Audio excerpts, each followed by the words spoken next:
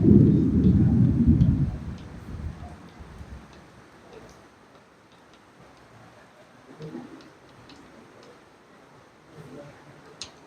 આજનો આપણો ટોપિક કયો છે? Step up and step down transformer. દરેક ટોપિક પૂછાય તો આપણને ખબર શું હોવી જોઈએ. પહેલા તો સ્ટેપ અપ અને સ્ટેપ ડાઉન એ બંને કોના રેફરન્સમાં છે? વોલ્ટેજ. વોલ્ટેજની વેલ્યુ વધે છે કે વોલ્ટેજની વેલ્યુ ઘટે છે એના બેઝ ઉપર આપણે આ નામ આપ્યા છે, સ્ટેપ અપ અને સ્ટેપ ડાઉન.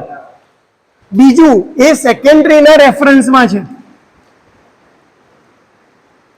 એટલે કે પ્રાઇમરી કરતા સેકન્ડરીમાં વોલ્ટેજ ઘટે છે કે વધે છે એના ઉપરથી એના નામ પડ્યા છે. ધારો કે પ્રાઇમરી કરતા સેકન્ડરીનો વોલ્ટેજ વધારે છે, એનો મતલબ વોલ્ટેજમાં શું થયો? વધારો. તો એ ટ્રાન્સફોર્મરને આપણે શું કહેશું? Step up. અને પ્રાઇમરીનો વોલ્ટેજ વધારે છે કોના કરતા? સેકન્ડરી કરતા. તો વોલ્ટેજમાં શું થયો કહેવાય? ઘટાડો. એટલે એને આપણે શું કહેશું? Step down. એટલે સ્ટેપ અપ અને સ્ટેપ ડાઉન ટ્રાન્સફોર્મર પૂછાય તો આપણું પહેલું વાક્ય શું હોવું જોઈએ કે ભાઈ જ્યારે પ્રાઇમરી કરતા સેકન્ડરીમાં વોલ્ટેજ વધારે હોય તો એને કહેવાય સ્ટેપ અપ ટ્રાન્સફોર્મર. જ્યારે પ્રાઇમરી કરતા સેકન્ડરીમાં વોલ્ટેજ ઓછો હોય એને કહેવાય સ્ટેપ ડાઉન ટ્રાન્સફોર્મર. એની નીચે આપણે ફિગર ડ્રો કરવાની. વોલ્ટેજ શેના ઉપર ડિપેન્ડ કરે? આપણે લખીએ છીએ કે ભાઈ E1 upon E2 equal to N1 upon N2. જેટલા ટર્ન્સ વધારે હોય એટલો વોલ્ટેજ વધારે મળે.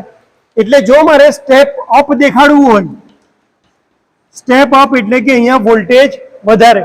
વોલ્ટેજ વધારે તો મારે આના ટર્ન્સ કેવા દેખાડવા પડે? વધારે. અને અહીંયા કેવા દેખાડવા પડે? ઓછા. તો આને કહેવાય સ્ટેપ અપ. સેમ વે મારે બાજુમાં શું દેખાડવું પડે? Step down. સ્ટેપ ડાઉનમાં વોલ્ટેજની વેલ્યુમાં શું થાય? ઘટાડો. એટલે અહીંયા ટર્ન્સ કેવા હશે? વધારે. અને અહીંયા ટર્ન્સ કેવા દેખાડીશું? ઓછા. એટલે પહેલા આપણે ડેફિનેશન લખી દઈશું કે સ્ટેપ અપ કોને કહેવાય. બીજી વસ્તુ આપણે શું કરશું? ફિગર ડ્રો કરી અને સમજાવશું. ત્રીજી વસ્તુ સાથે સાથે લખશું કે અહીંયા N1 કરતા કોની વેલ્યુ વધારે છે? N2 ની વેલ્યુ. અને અહીંયા કોની વેલ્યુ વધારે છે? N1 is greater than. બીજી એક વસ્તુ આપણે ચોથી વસ્તુ, આ પહેલી વસ્તુ ડેફિનેશન લખશું, બીજું ફિગર ડ્રો કરશું, ત્રીજું રેશિયો દેખાડશું અને ચોથું શું કહેશું?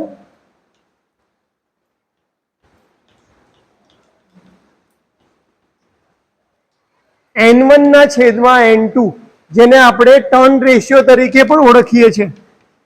અને શું કહીએ છીએ આપણે? Turn ratio.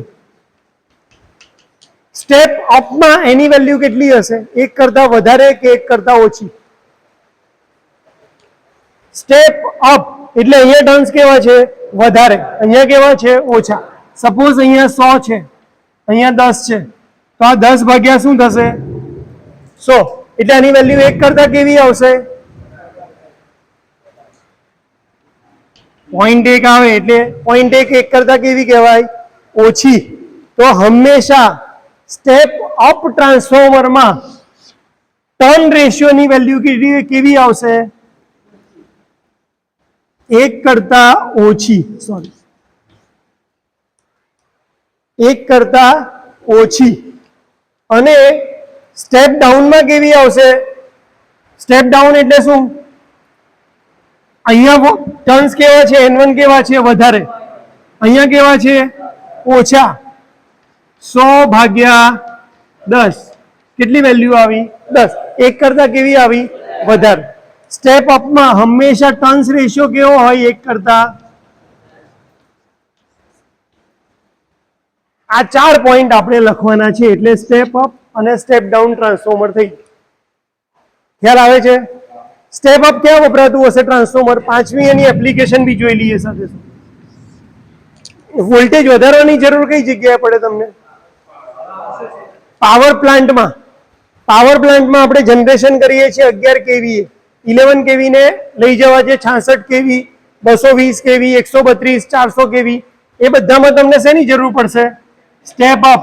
એટલે સ્ટેપ અપ ક્યાં વપરાય છે? મેઇનલી પાવર પ્લાન્ટ અને એવા સબસ્ટેશન કે જ્યાં તમારે વોલ્ટેજ લેવલ વધારવું છે.